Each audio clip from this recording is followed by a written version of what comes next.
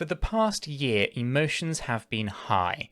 With VeChain specifically, we've seen fantastic highs as high as 28 cent, and we've also seen some tremendously low prices for the VET token. In this video, guys, we're going to be diving down into the data for VeChain to see exactly what has been going on and what might actually happen next here with the VET token.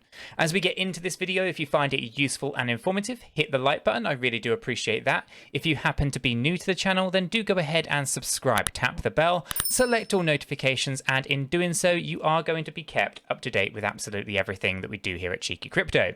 Right, with all of this said, done, and out of the way, let's jump on down into the charts and take a look at what is going on here with VeChain.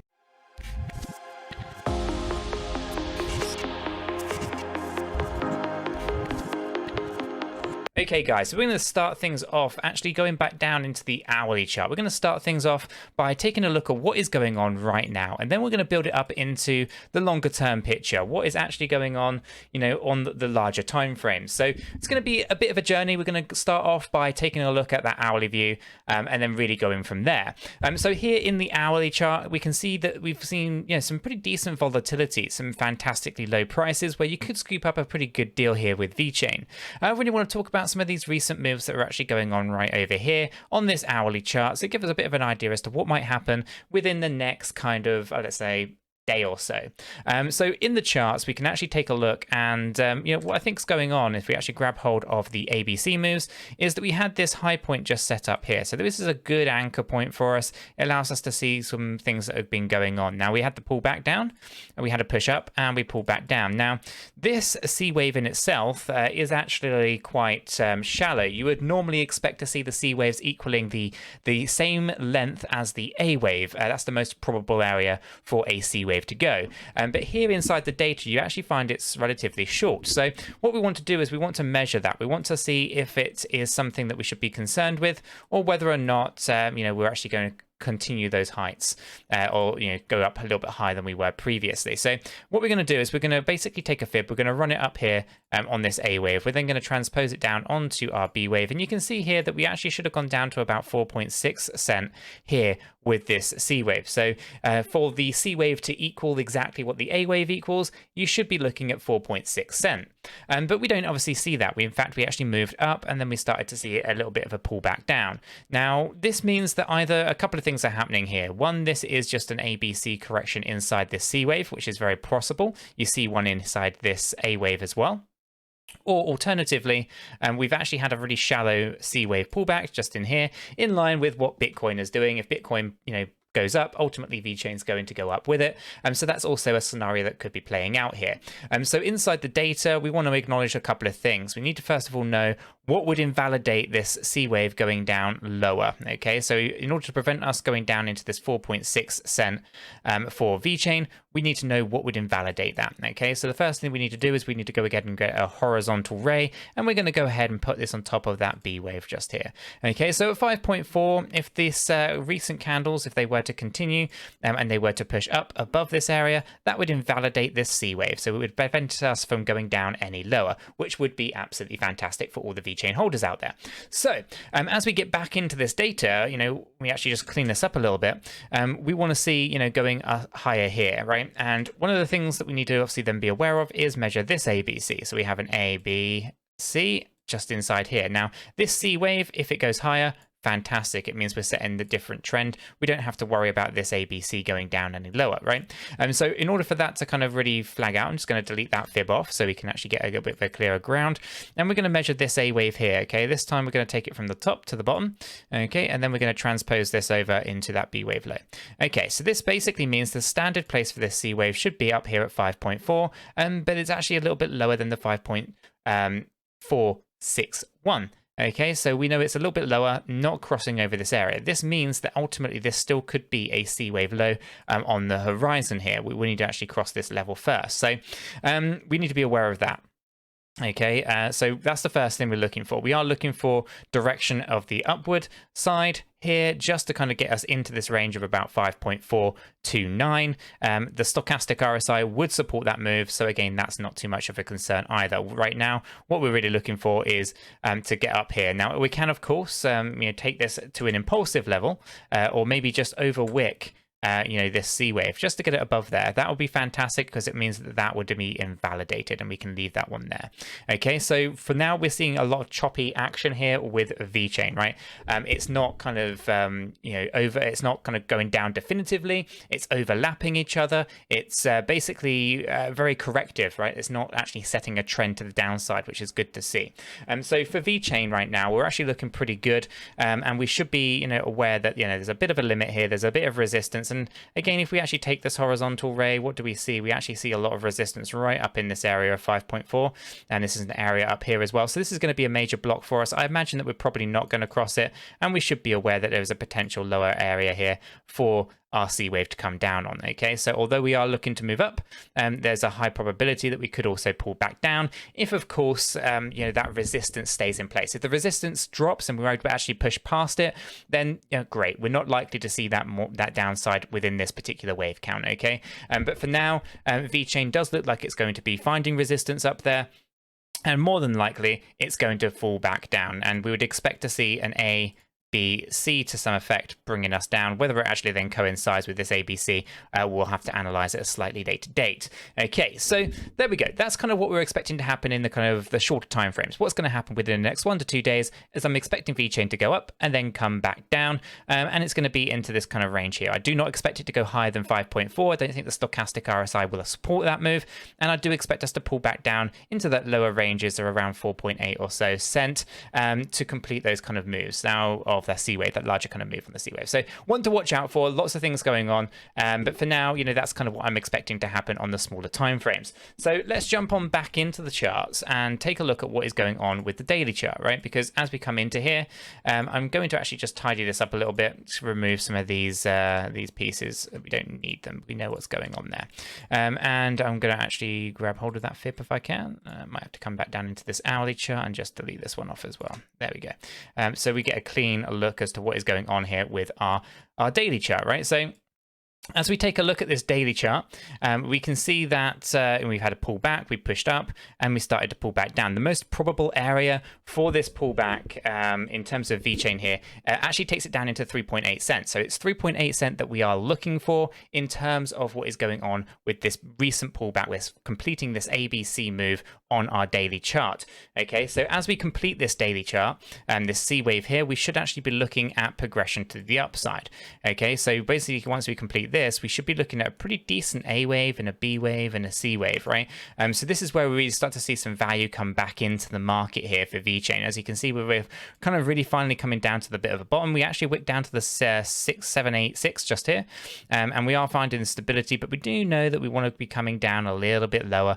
We haven't quite reached the bottom yet. This is pretty much consistent across most altcoins, including Bitcoin. Bitcoin's right up there. It needs to pull back down a little bit as well, get that C wave nice and completed, and then we should be looking at pretty strong, steady recovery and good push to the upside. So we're almost there, just a little bit more to go. So on the daily chart, that's kind of what we're looking at. This could play out over several weeks though. It's not usually something that happens very quickly. And again, you could see a week to take time to come back down into this lower range, and then another week to kind of stabilize, and then from there maybe we'll start to get some good traction to the upside. Overall, this daily chart isn't looking too bad, and again, I think there's some interesting things I also want to talk about on our weekly chart as well. So as we actually shoot on up here, what I've done with the weekly chart is I've actually completely cleaned this one up for a moment. What I've done is I've removed everything, and so we get a nice clean view as to what is going on here with VeChain. And we can see some really good waves coming in, and we can see some interesting waves coming down. Now, as I said in I think the last VeChain video that I did, is we were actually looking at this weekly chart thinking that the fourth wave had actually been completed. It clearly hasn't. And in fact, there's a lot of data here to suggest, with the recent moves that have been going on, that actually we're in the final legs of this fourth wave correction for VeChain. But the other thing that's also worth pointing out is we haven't technically gone impulsive. Okay, so whereas we can, of course, count this as 5 waves, it's not technically an impulsive move. We had wave 1, wave 2, wave 3, wave 4, which is obviously still coming in, and then wave 5. Now, the interesting thing about this wave 3 is it actually just fell short of the 1.382 requirement to make it an impulsive move. With that being said, it's actually followed the rest of the market that is following the impulsive moves. There's a couple of altcoins like this as well. I think Polkadot is another one that doesn't have this exactly going above that 1.382. In fact, I think Polkadot actually overlaps as well. Here with VeChain, we have no overlapping, so we can count it as a 1 through 5, but we have to be mindful that it's not technically impulsive. We could actually count this as an ABC up and an ABC down, following with another potential ABC up, okay? So what I'm going to do is I'm going to jump into here, and I'm going to basically just remove these 5 waves.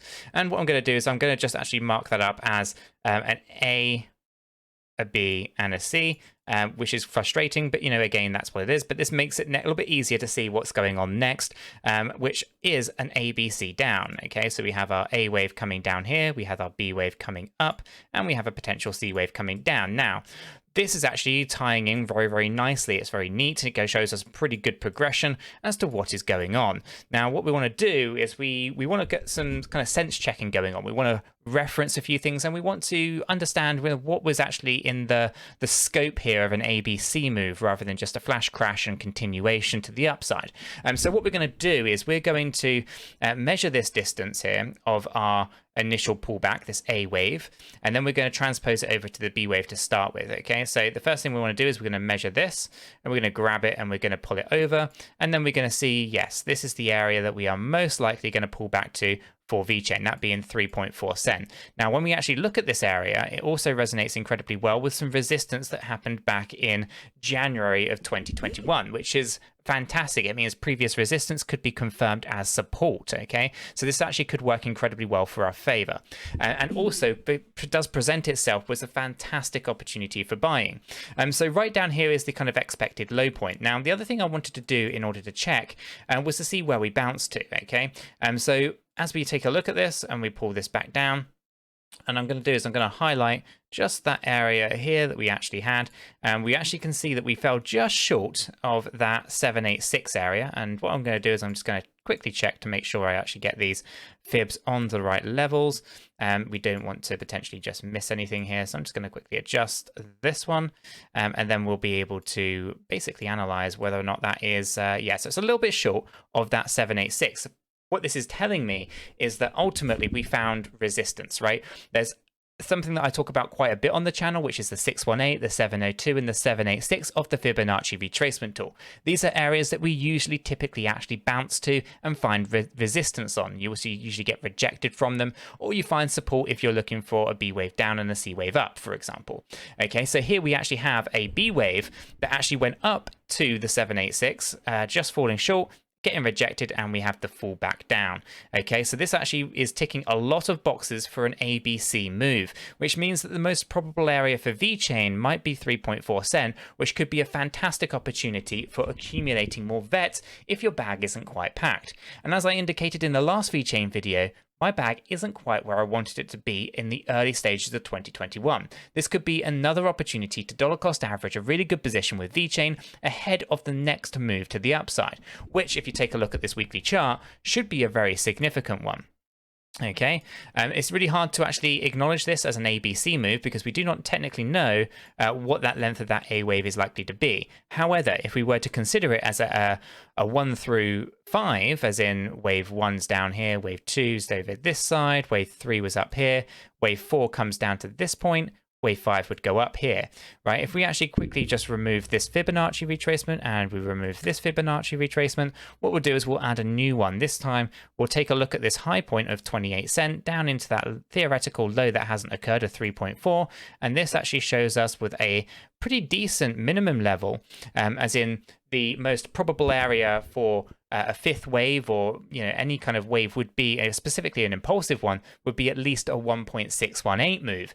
That effectively means that VeChain here has the ability to go to at least $1 on the charts, potentially even going a little bit higher. So one to watch out for. I do think this is an interesting area. We've been talking about $1 VET for a very long time. So if we actually do see this with an ABC playing out, but also following the markets with their impulsive moves, we might actually see an ABC move take us out in towards that $1 threshold and limit for VeChain, which would be fantastic for all you VeChain holders out there, and myself and Chris included. So guys, that's kind of what I see going on with VeChain at the moment. There's a lot of volatility on the smaller time frames, but it does appear that we're actually finally finding a bit of a bottom for this corrective phase that we are currently in. I don't see it as a bear market. I do see this as just correction, lots of overlap, lots of choppiness, and nothing definitive in terms of trend to the downside. Therefore, I'm very optimistic at finding some really good, strong buying points and then riding this up nicely to the upside at a later stage.